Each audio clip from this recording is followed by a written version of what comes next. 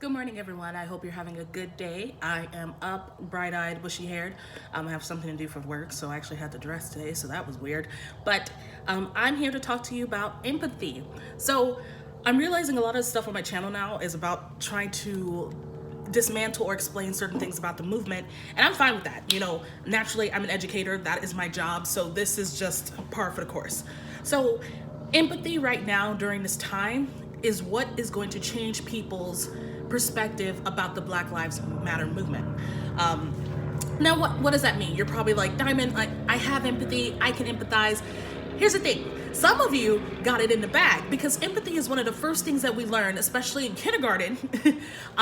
It's one of the things about, sharing, understanding that, little Susie scratched her knee or whatever. I'm trying to think of what happens to kids in kindergarten. It's like, that hurts. You remember that hurt to you, so maybe you can help her because that hurt. Now, this is common stuff that you learn in school, like, school, home, empathy.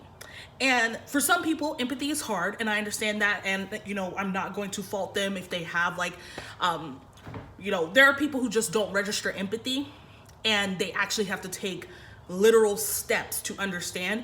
And the fact that they're taking those steps, I applaud you. But for those of us who are neurotypical, who empathy comes just, normal part of our day. I don't like using words normal, but neurotypical. Empathy is just a normal part of the human experience. Now, a lot of my friends who at first were kind of like the Black Lives Matter movement, they were a little off.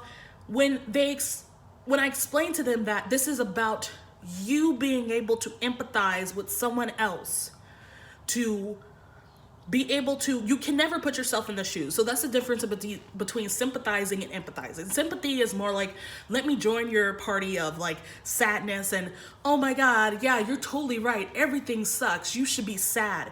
Empathy is more like, I understand that you are in pain. I don't understand the shoes in which you exist in that cause that pain, but I don't like that you're upset. I wish I can help. I want to help. I can see based on your actions, based on your words, that you were upset, and that hurts me because as your friend, I care about you. So sympathy is more like, yeah, let's all be in a pity party together. And but empathy is more of a acute realization that there is pain that is occurring, and I understand pain. I may not understand this particular pain, but I don't want you to continue to feel this pain, right? So there's quite a few people who have a lack of empathy, and it stems from one thing, and that's simply because if it doesn't have to do with them, they don't care. And that's something that I see echoed in a lot of communities that are accustomed to doing everything in-house, that don't want to deal with people, that are like, if it has nothing to do with the folks that live in the four walls of our house, we don't care. If they're not a part of our extended family, we don't care. If it's not a part of my culture, I don't care. And while that historically has kept people from getting hurt, getting targeted, right now is not the time for you to kind of enclose yourself within the, if it doesn't affect me, I cannot see it, I don't care. The blinders that you have on is going to keep you complacent in the violence that is occurring. Yes, these blinders let you live your day to day, and you're fine, and you can talk to people, and yeah, your black friend is crying, but the moment that you look away from your black friend, you can't see them that they're crying, so it no longer engages with you. But you need to take these blinders off and realize that the world that your black friends live in is also the world you live in, and that the little effects of disengaging or telling them, I know it's bad now, but it could be worse. Saying things like that is contributing to the trauma and contributing to their sadness. And your ability to just keep these blinders on, and if I can turn around and it no longer exists, is not something that black people can do. Our blinders, we never had the blinders.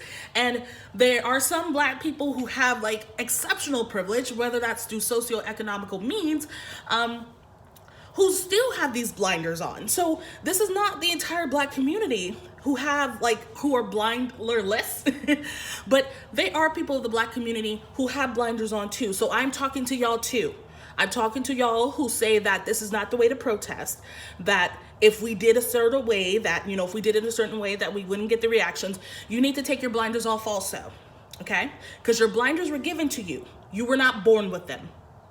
And for those of you who believe that you have the exact the theory, you have the exact equation that will make sure black people are successful in life, I need you to understand that you're looking within your blinders too. Because your blinders, you're allowed to see within your blinders, and like, you know, these are something that's given to us. There are instances where I've had blinders in and I'm like, yeah, I don't see that. And then I had to take them off. I'm like, holy shit, what the hell's going on around me? So for those of you who like to give loaded advice such as, well, if y'all would just listen to the officers, then nothing would happen to you because my dad's a cop and my grandfather was a cop and my boyfriend's a cop, or I've been pulled over 15 times. Good for you. I'm glad you lived through that experience. But I'm talking about the black people who, let's take traffic stuff out. Let's take any amount of arrest out.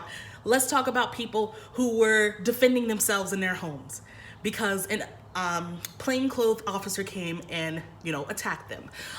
Let's talk about the people who were shot in their sleep. Let's talk about the people who, like, let's not even bring up cops. Let's just bring up white people in general. Walking down the street, running down the street, have your earphones in. Like this, let me explain, like, the whole earphones thing. My mom, even my dad, have told me, do not wear your headphones while you're outside. And while everyone's like, then what the hell do you have headphones for?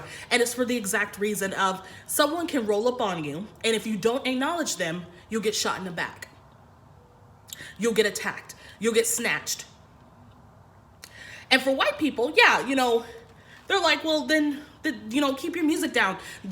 I don't have the ability to do the exact things the way you do them and get the same result. And so for those of you who are giving loaded advice saying, well, if you just do what the officers say, there is videos of people doing what the officer says and they're still getting shot.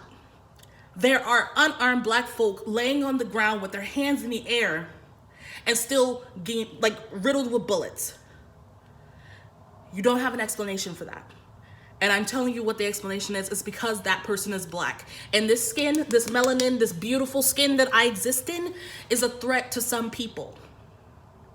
It is. And within your blinders, you don't see that. Because within blinders, you cannot see patterns. Because the moment you look away, this thing ceased to exist. You need to remove your blinders and start seeing the patterns. You need to start seeing who is being subjugated to racism and brutality more than this other group. You need to stop saying that due to your experiences with a certain law enforcement group, that you have the right way of doing it. Another example for you. About a couple weeks ago, since COVID-19, people are upset. They want to go back to work. They don't want to go back to work. They want to go to Applebee's and they want to get their hair cut. White people marched to capitals with weapons and were threatening, like, health officials, you know, threatening to run them over if they could not just go get their hair cut. Well, first of all, if your hair is that bad, just shave your damn head at home. If you need a haircut so bad that you're willing to go to the Capitol with a gun or shoot a nurse or a doctor down just so you can get a haircut, you need to just shave your head, all right? I don't know if it's because you got lice or what the hell is, like, I don't know what the problem is, but that was just a ridiculous response to a pandemic. That was just stupid. I'm gonna say that now. But in comparison to the peaceful protests that have been occurring, cops have been getting into riot gear. They have been getting weapons ready to essentially eliminate this cause because black folks are involved. We're not going up to capitals with guns. We're not going up and threatening law enforcement. We're not threatening health security. We're not doing that. But the fact that we said we're upset is a threat. While white people can literally point a gun at their governor's face and say, I need to go to Applebee's right fucking now, or I'm gonna kill everybody in this bitch. And the governor's just like, all right, guys, okay, you're right, totally. I'm sorry. That is not cool.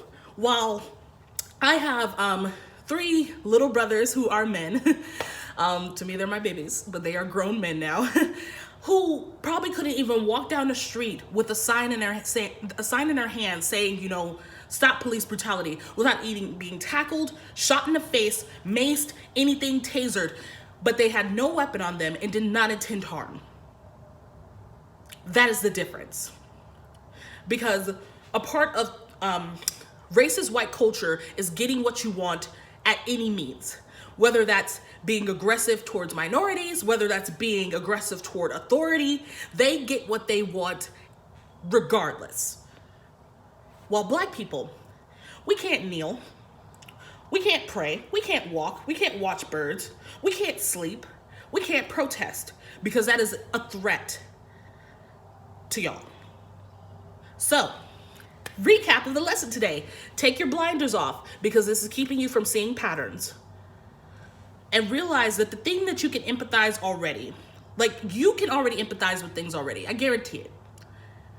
Try to empathize with this moment and this movement, because you are a part of it.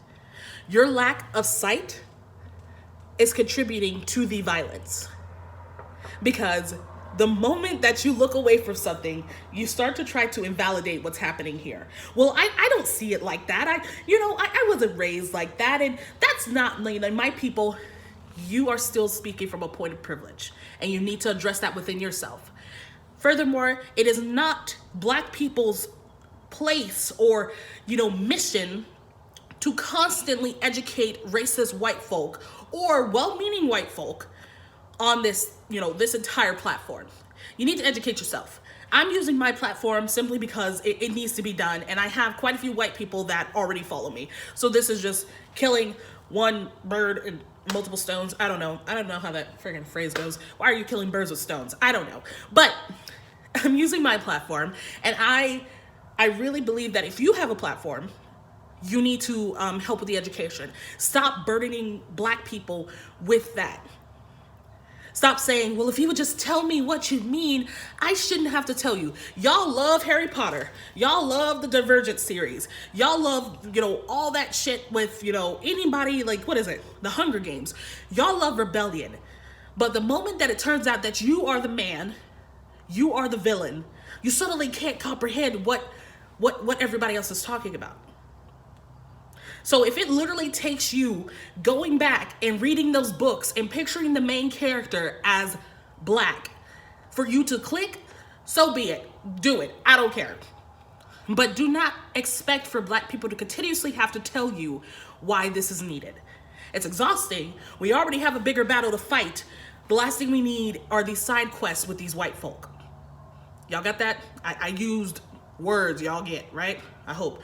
I feel like one of those educators that are like, Digimon, Pokemon Go, like just saying words, like trigger words so y'all can understand what the fuck I'm talking about. But yes, that's what I'm saying. So be blessed. And to my black brother and sisters, I'm here for you.